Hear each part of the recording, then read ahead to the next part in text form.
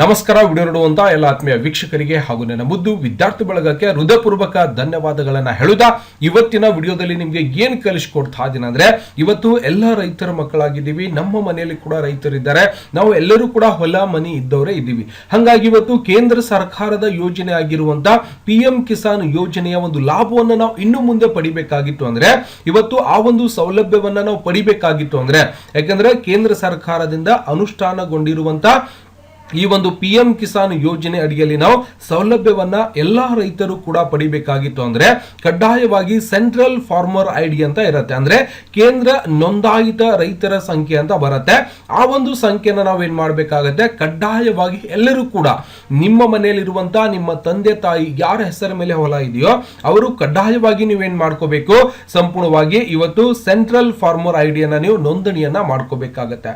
ಜೊತೆಗೆ ಇದಕ್ಕೆ ನಾವು ಯಾವ ರೀತಿಯಾಗಿ ಅರ್ಜಿಯನ್ನ ಸಲ್ಲಿಸಬೇಕು ಅಥವಾ ಯಾವ ರೀತಿಯಾಗಿ ನಾವು KYC ಅನ್ನ ಮಾಡ್ಕೋಬೇಕಾಗಿರುವಂತಹ ವಿಧಾನವನ್ನ ನಿಮ್ಗೆ ಸಂಪೂರ್ಣವಾಗಿ ತಿಳಿಸ್ಕೊಡ್ತೀನಿ. ಅದರ ಒಂದು ವೆಬ್ಸೈಟ್ ಕೂಡ ನಿಮ್ಗೆ ಹೇಳ್ಕೊಡ್ತೀನಿ. ಯಾಕಂದ್ರೆ ಪ್ರೂಟ್ ಅನ್ನುವಂತ ಒಂದು ಆನ್ಲೈನ್ ಅಲ್ಲಿ ವೆಬ್ಸೈಟ್ ಇದಿರತ್ತೆ. ಆ ಒಂದು ವೆಬ್ಸೈಟ್ ಗೆ ನೀವು ಸಂಪೂರ್ಣವಾಗಿ ಹೋಗಬಹುದು. ಅಲ್ಲಿ ಏನಂತ ಹಾಕ್ಬೇಕಪ್ಪ ಅಂದ್ರೆ, ಮೊದಲಿಗೆ ನಿಮ್ಮ ಮೊಬೈಲ್ ನಂಬರ್ ಸಂಖ್ಯೆಯನ್ನು ಹಾಕ್ಬೇಕಾಗತ್ತೆ. ಮತ್ತೆ ರೈತರ ಒಂದು KYC ಅನ್ನ ಮಾಡಬೇಕಾಗಿರುವಂತದ್ದು, ರೈತರು ನಾವೇನ್ ಮಾಡ್ಬೇಕಾಗತ್ತೆ, ಒಂದು ವಿದ್ಯುನ್ಮಾನ ಸಹಮತಿ ಒಂದು ಪತ್ರ ಕೂಡ ನೀವು ಅಲ್ಲಿಂದ ತಗೋಬಹುದು. ಭೂ ಘೋಷಣೆ ಅಥವಾ ಎಲ್ಲಾ ಜಮೀನುಗಳು FID ಯೊಂದಿಗೆ ಜೋಡಣೆ ಕೂಡ ನೀವು ಸಂಪೂರ್ಣವಾಗಿ ಮಾಡ್ಕೋಬಹುದು. ಗೊತ್ತಾಗತ್ತಾ? ಹಾಗಾದ್ರೆ ಇದಕ್ಕೆ ಯಾವ ರೀತಿಯಾಗಿ ಮಾಡಬೇಕು ಸರ್ ಅಂದ್ರೆ, ಮೊದಲಿಗೆ ನಿಮ್ಮ ಕಂಪ್ಯೂಟರ್ ಅಥವಾ ಮೊಬೈಲ್ ಫೋನ್ ಅಲ್ಲಿ ಇರುವಂತಹ ಗೂಗಲ್ ಕ್ರೋಮ್ ಅನ್ನು ಓಪನ್ ಮಾಡಿಕೊಂಡು ಇಲ್ಲಿ ಸರ್ಚ್ ಮಾಡಬೇಕಾಗಿದೆ. ಫಾರ್ಮರ್ ರಿಜಿಸ್ಟ್ರೇಷನ್ ಅಂತ ಮಾಡಬಹುದು, ಅಥವಾ ಜಸ್ಟ್ ನೀವು ಒಂದು ಪ್ರೂಟ್ ಅಂತಾನು ಕೂಡ ಸರ್ಚ್ ಮಾಡ್ಕೊಂಡ್ರೆ ಸಂಪೂರ್ಣವಾಗಿ ನಿಮಗೆ ಈ ಒಂದು ವೆಬ್ಸೈಟ್ ನ ಲಿಂಕ್ ಕೂಡ ನಾನು ವಿಡಿಯೋ ಡಿಸ್ಕ್ರಿಪ್ಷನ್ ಅಲ್ಲಿ ಹಾಕಿರ್ತೀನಿ. ಅಲ್ಲಿಂದ ಕಡ್ಡಾಯವಾಗಿ ಇವತ್ತು ಸೆಂಟ್ರಲ್ ಫಾರ್ಮರ್ ಐಡಿಯನ್ನ ನಾವು ಕಂಪಲ್ಸರಿ ತಗೋಬೇಕಾಗತ್ತೆ. PM ಕಿಸಾನ್ ಯೋಜನೆ ಅಡಿಯಲ್ಲಿ ಸಬ್ಸಿಡಿ ತಗೊಳ್ಳುವಂತವ್ರು ಆಗಿರ್ಬೋದು, ಆ ಒಂದು ಯೋಜನೆ ಅಡಿಯಲ್ಲಿ ಲಾಭ ತಗೊಳ್ಳುವಂತವ್ರು ಎಲ್ಲರೂ ಕೂಡ ಇವತ್ತು ಮೋಸ್ಟ್ಲಿ ಎಲ್ಲ ರೈತರು ಕೂಡ ಈ ಒಂದು ಪ್ರೂಟ್ ID ರಿಜಿಸ್ಟ್ರೇಷನ್ ಅಲ್ಲಿ ನಾವು ಸೆಂಟ್ರಲ್ ಫಾರ್ಮರ್ ID ಕೂಡ ನಾವು ಕಡ್ಡಾಯವಾಗಿ ಮಾಡ್ಕೊಳ್ಳೇಬೇಕಾಗತ್ತೆ. ಹೌದಾ? ಆಲ್ರೆಡಿ ನಿಮ್ಗೆ ಗೊತ್ತಾಗಿರುತ್ತೆ, ನಿಮ್ಮ ಊರೊಳಗೂ ಕೂಡ ಇವತ್ತು ಎಲ್ಲಾ ಕಡೆ ಡಂಗ್ರ ಹೊಡ್ಸಿರ್ತಾರ, ಹೇಳಿರ್ತಾರ, ನೋಟಿಫಿಕೇಶನ್ ಹೇಳಿರ್ತಾರ, ಗ್ರಾಮ ಪಂಚಾಯತಿಯಲ್ಲಿ ಹೇಳ್ತಿರ್ತಾರ, ಸೊಸೈಟಿ ಒಳಗೂ ಕೂಡ ಹೇಳ್ತಿರ್ತಾರ. ಅದನ್ನ ನಾವು ಏನ್ ಮಾಡ್ತೀವಿ, ಇವತ್ತು ಹೋಗೋಣ ನಾಳೆ ಹೋಗೋಣ ಅಂತೇಳಿ ಅನ್ಕೋತ ಹೊಂಟಿರ್ತೀವಿ. ಹಂಗಾಗಿ ನೀವು ಮೊಬೈಲ್ ಫೋನ್ ಅಲ್ಲೇ ಯಾವ ರೀತಿಯಾಗಿ ಮಾಡ್ಕೋಬಹುದು ಅಂದ್ರೆ, ಇಲ್ಲಿಂದ ಕರ್ನಾಟಕ ಸರ್ಕಾರ ಸಿಟಿಸನ್ ಲಾಗಿನ್ ಅಂತ ಬರುತ್ತೆ. ಈ ಒಂದು ಸಿಟಿಸನ್ ಲಾಗಿನ್ ಮೇಲೆ ನೀವು ಸಂಪೂರ್ಣವಾಗಿ ಕ್ಲಿಕ್ ಅನ್ನ ಮಾಡ್ಕೋಬಹುದು. ಮಾಡಿದ ನಂತರ ನಮ್ಗೆ ಈ ರೀತಿಯಾಗಿರುವಂತಹ ಒಂದು ಪೇಜ್ ಕೂಡ ಸಂಪೂರ್ಣವಾಗಿ ಓಪನ್ ಆಗುತ್ತೆ. ಓಪನ್ ಆದಾಗ ನಾನು ಏನ್ ಮಾಡ್ತೀನಿ, ಹೋಮ್ ಪೇಜ್ ಮೇಲೆ ಕ್ಲಿಕ್ ಅನ್ನ ಮಾಡ್ಕೋತೀನಿ. ಮಾಡಿದ ನಂತರ ನೀವು ಓಪನ್ ಮಾಡಿದಾಗ ಈ ರೀತಿಯಾಗಿ ಒಂದು ಡ್ಯಾಶ್ ಬೋರ್ಡ್ ಕೂಡ ಸಂಪೂರ್ಣವಾಗಿ ಓಪನ್ ಆಗುತ್ತೆ. ಓಪನ್ ಆದ ನಂತರ ನಾವು ಇದರಲ್ಲಿ ನಾವು KYC ಅಪ್ಡೇಟ್ ಮಾಡಬೇಕಾಗಿದೆ ಸರ್ ಅಂದ್ರೆ, ಒಂದು ಸ್ಕಿಪ್ ಮೇಲೆ ಕ್ಲಿಕ್ ಅನ್ನ ಮಾಡ್ಕೊಳ್ಳಿ.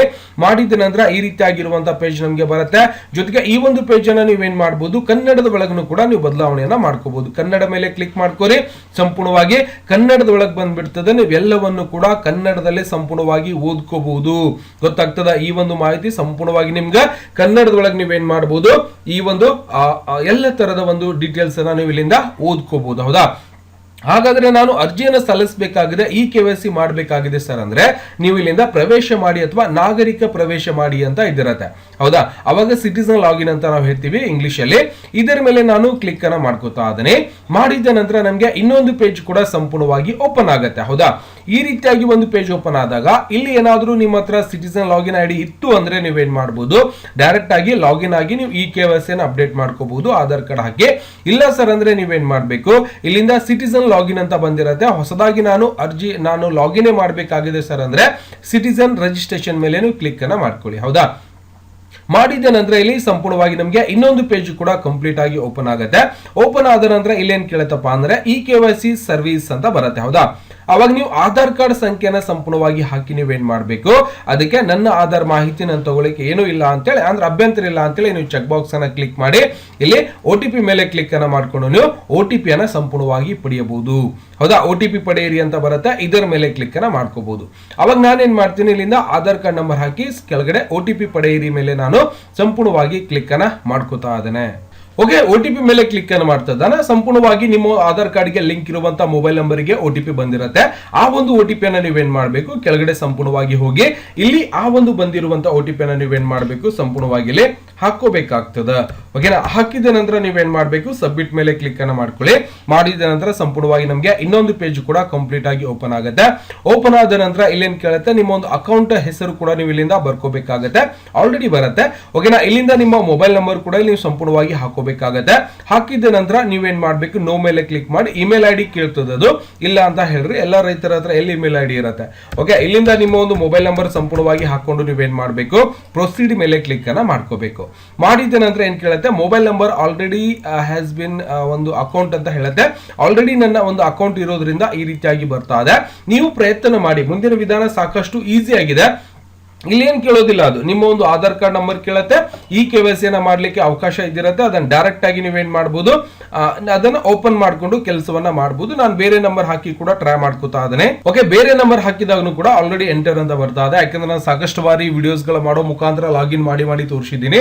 ಹಾಗಾಗಿ ಈ ರೀತಿಯಾಗಿ ಬರ್ತಾ ಇದೆ. ನೀವು ಕೂಡ ಬೇರೆ ನಂಬರ್ ಹಾಕಿ ಚೆಕ್ ಮಾಡ್ಕೊಂಡು ಮುಂದಿನ ವಿಧಾನ ಕೂಡ ಸಾಕಷ್ಟು ಈಸಿ ಆಗಿದೆ. ಸಪೋಸ್ ನಿಮಗೆ ಮಾಡಬೇಕಾಗಿತ್ತು ಅಂದ್ರೆ ಮೊಬೈಲ್ ಫೋನ್ ನಲ್ಲೇ ನೀವು ಏನ್ ಮಾಡಬಹುದು, ಈ ಒಂದು ವೆಬ್ಸೈಟ್ ಗೆ ಹೋಗಿ ಸಿಟಿಸನ್ ಲಾಗಿನ್ ಮೇಲೆ ಕ್ಲಿಕ್ ಅನ್ನು ಮಾಡಿಕೊಂಡು ಅತ್ಯಂತ ಸರಳವಾಗಿ ಮೊಬೈಲ್ ಅಲ್ಲೇ ನೀವೇನ್ ಮಾಡಬಹುದು, ಸಂಪೂರ್ಣವಾಗಿ ನಿಮ್ಮ ಒಂದು ಸಿಟಿಸನ್ ಲಾಗಿನ್ ರಿಜಿಸ್ಟ್ರೇಷನ್ ಮೇಲೆ ಕ್ಲಿಕ್ ಅನ್ನು ಮಾಡಿಕೊಂಡು ಸಂಪೂರ್ಣವಾಗಿ ಇವತ್ತು ಸೆಂಟ್ರಲ್ ಐಡಿ ಕೂಡ ನೀವೇನ್ ಮಾಡಬಹುದು, ಅಪ್ಡೇಟ್ ಅನ್ನ ಈ KYC ಸಬ್ಮಿಟ್ ಅನ್ನ ಸಂಪೂರ್ಣವಾಗಿ ಇಲ್ಲಿಂದ ಮಾಡ್ಕೋಬಹುದು.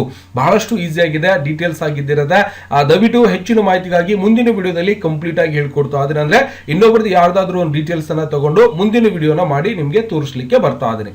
ಯಾಕೆಂದ್ರೆ ನೀವು ಈ ಒಂದು ವೆಬ್ಸೈಟ್ ಗೆ ಹೋದ್ರೆ ಸಂಪೂರ್ಣವಾಗಿ ಸಿಟಿಸನ್ ಲಾಗಿನ್ ಅಂತ ಸಿಗುತ್ತೆ. ಇಲ್ಲಿ ಬಂದು ನೀವು ಲಾಗಿನ್ ಮಾಡಿಕೊಂಡು ಕಂಪ್ಲೀಟ್ ಆಗಿ ಇವತ್ತು ಸಂಪೂರ್ಣವಾಗಿ ರಿಜಿಸ್ಟ್ರೇಷನ್ ಮಾಡಿಕೊಂಡು ಈ KYC ಕೂಡ ನೀವು ಕಂಪ್ಲೀಟ್ ಆಗಿ ಮಾಡ್ಕೋಬಹುದು.